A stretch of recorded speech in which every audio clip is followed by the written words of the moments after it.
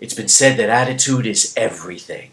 And in the pursuit of glory and victory, of greatness and success, of achievements and accomplishments, in the development of the mindset of a champion, a winning attitude is absolutely crucial. A winning attitude actually predestines or presages success, and it's a powerful form of self-determinism.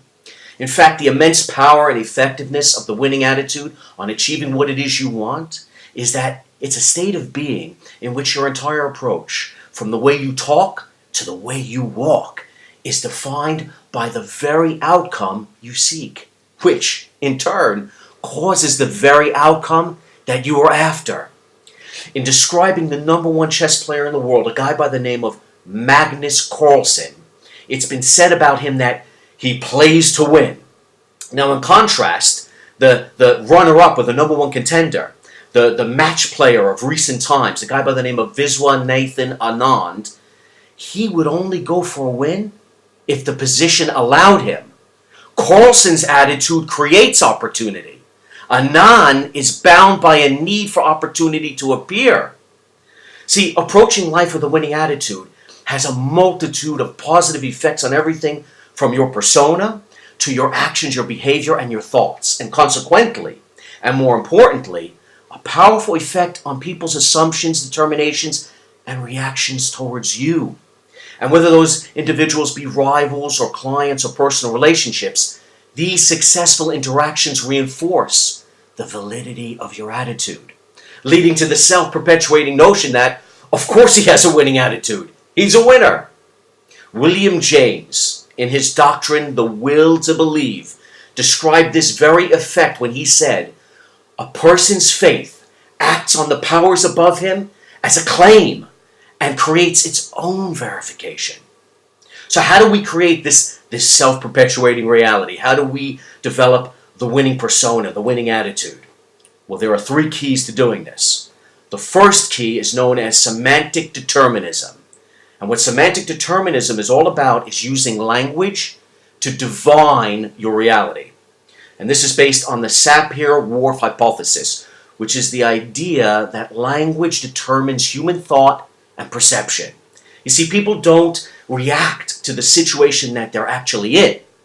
They react to their interpretation of that scenario. And this is guided by the language, phrases, and words that people use.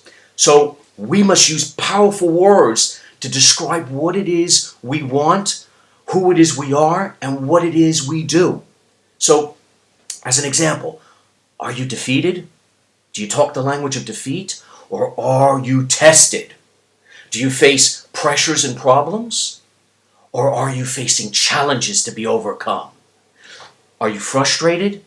Or are you determined? You must talk about what it is you're going to do with passion and fervor and resolve, and proclaim it to the world as if it were a foregone conclusion. Using highly compelling language is the most powerful ingredient in creating a winning attitude, as it leads to the second key, cultivating effective assumptions and thoughts. And this is known as cognitive consistency, because people have an innate drive, a motivational drive to reduce incongruity in their lives by altering their existing thoughts, their existing cognitions. You see, we reject thoughts and add new ones to create a consistent worldview, a consistent belief system. This means that we shape our attitudes and our thoughts to mirror what we declare publicly, what we proclaim to the world. So powerful language compels you to generate empowering thoughts. And this leads to the behaviors and the actions which unlock results.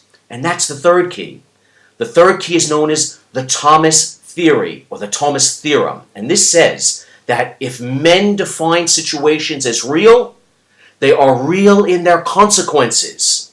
See, actions are driven not by objective reality, but by the subjective perceptions of situations which are created by our words and our thoughts. That's what creates the filter we use to perceive.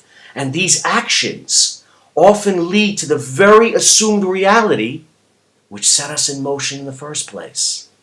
And that's what is known as a self-fulfilling prophecy. The assumption of inevitableness is the assumption of the inevitableness of things is what makes things inevitable. I'll leave you with a quote by Henry Ford. He said that whether you think you can or you think you can't, you're right. Develop a winning attitude. Develop your own self-fulfilling prophecy.